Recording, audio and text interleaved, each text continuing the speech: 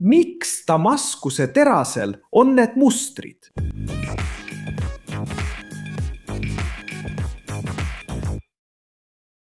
Tere, inseneeria sõbrad!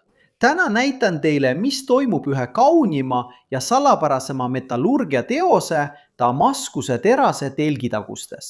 Olete ilmselt juba näinud nuge, mõõku ja isegi ehteid nende laineliste ja keerukate mustritega, mis näivad justkui elus olevat. Aga kuidas need mustrid siis ikkagi tehakse ja miks neid nii kõrgelt hinnatakse? Aga enne seda, mis täpselt on Damaskuse teras ja kust see pärineb? Damaskuse terase ajalugu on sama rikkalik kui selle mustrid.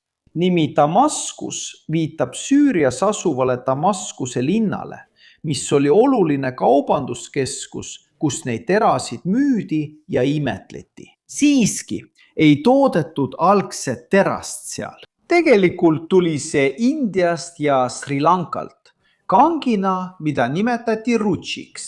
See rutsiteras oli ainulaadne, erilise mikrostruktuuriga karbiidivöönditega, mis andsid sellele legendaarse kõvaduse, teravuse säilitamise võime ja paindlikkuse kombinatsiooni. Sellest materjalist valmistatud mõõgad olid kuulsad oma uskumatult terava, vastupidava teraga ning jah, neil olid peened ja voolavad mustrid, mis ilmusid pinnale, kui neid poleeriti ja töödeldi. Kahjuks peetakse rutsiterase, tõelise damaskiterase, täpsed tootmismeetodid kadunud kunstiks.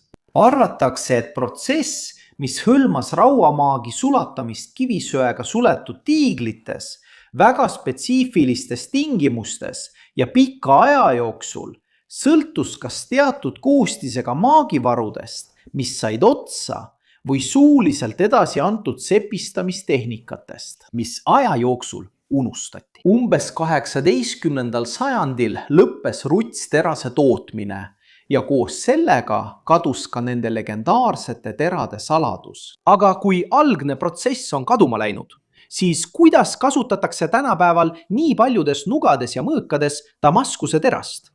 See on suurepärane küsimus.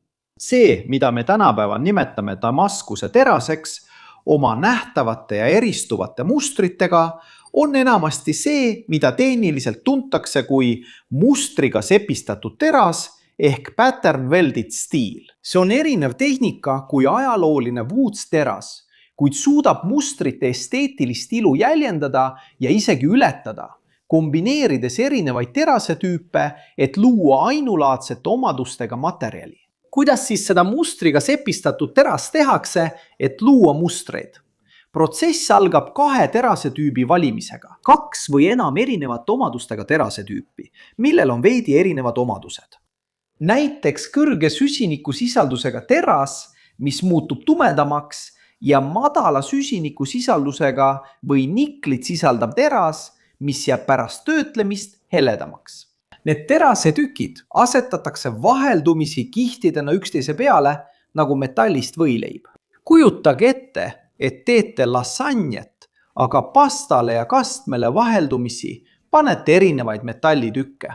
Pärast nende kihtide ladumist kuumutatakse kogu komplekt kõrgele, kuid kontrollitud temperatuurile, kus metallid muutuvad vormitavaks. Siis toimub sepikojas maagia, kus kihid taotakse üksteise külge protsessis, mida nimetatakse sepakeevituseks. Kuumus ja surve panevad erinevate kihtide pinnad aatomtasandil ühinema, moodustades ühe tugeva terviku. Pärast esimest sepakeevitust venitatakse detail välja, volditakse enda peale ja sepakeevitatakse uuesti. Seda tsüklit, kuumutamine, tagumine, voltimine ja sepakeevitus korratakse ikka ja jälle. Iga voltimine kahekordistab kihtide arvu, nii et kui alustad 10 kihiga ja voldid korra, saad 20. Kui voldid uuesti, saad 40 ja nii edasi. On tavaline näha Damaskuse terasest esemeid, millel on sadu või isegi tuhandeid kihte. See voltimine ja keevitamine loovati kihilise struktuuri, mis on mustrite aluseks. Keerukamate mustrite loomiseks võib sepptükki keerata või isegi teha pinnale sooned enne järgmist keevitamist, manipuleerides sisemiste kihtide geomeetriat. Kas need mustrid on siis lihtsalt ilusad või on neil ka mingi funktsioon? Kuigi mustriga Damaskuse terase peamine tõmbenumber on selle ilu ja käsitöö meisterlikkus, ei ole mustrid ise ainult esteetilised.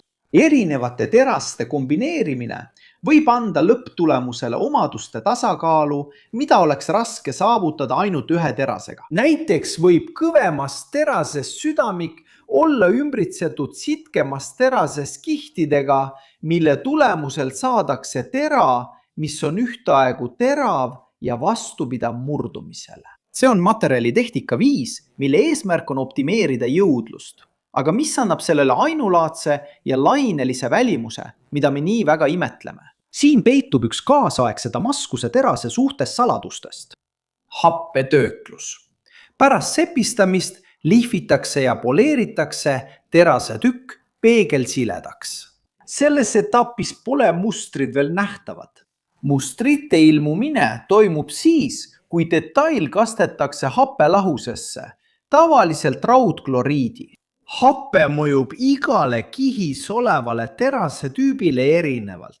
Teras, millel on suurem nikli või kroomisisaldus, võib happele paremini vastu pidada ning jääda heledam ja läikivam. Kõrgema süsinikusisaldusega teras võib reageerida rohkem, mille tulemuseks on veidi karedam ja tumedam pind. See erinevus happele reageerimises tekitabki kontrasti ja muudab keerulised mustrid nähtavaks, andes mulje kolmemõõtmelisest joonisest. See on just kui happe maaliks metalli, paljastades selle sees peidus olnud kunsti. Mustri peenus ja keerukus sõltuvad mitmest tegurist, nagu kihtide arv, kasutatud terase tüübid, see, kuidas sepistaja terase plokki töötles ja loomulikult ka happega söövitamise tehnikast. Iga mustriga sepistatud Damaskuse terasest ese on seega ainulaadne. Tõeline metallurgia kunsti meistriteos.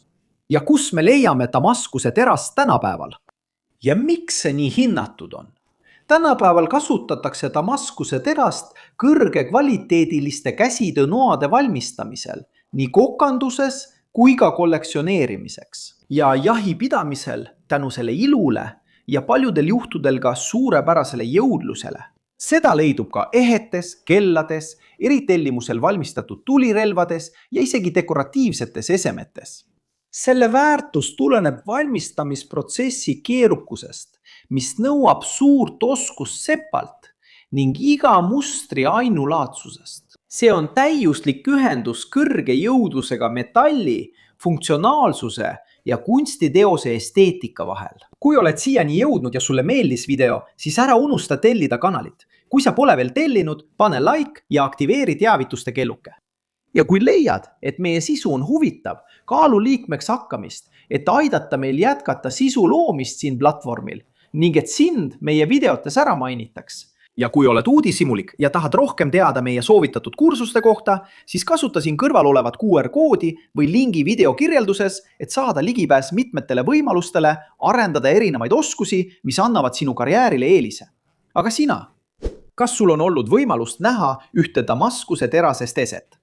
Kas tead kedagi, kes sepistab sellist terast? Kas arvad, et metallurgia kunstil on koht insenerimaailmas? Jaga oma kogemusi ja arvamusi kommentaarides. Siin samas kõrval on 2 huvitavat videot, mida sa pead kindlasti vaatama, et laiendada oma teadmisi ja rahuldada oma uudishimu. Ja kui sa tahad meid toetada, jäta like, telli kanal, aktiveeri kelluke ja kaalu kanali liikmeks hakkamist. Just nii inseneeria huvilised. Soojad tervitused ja näeme järgmises videos.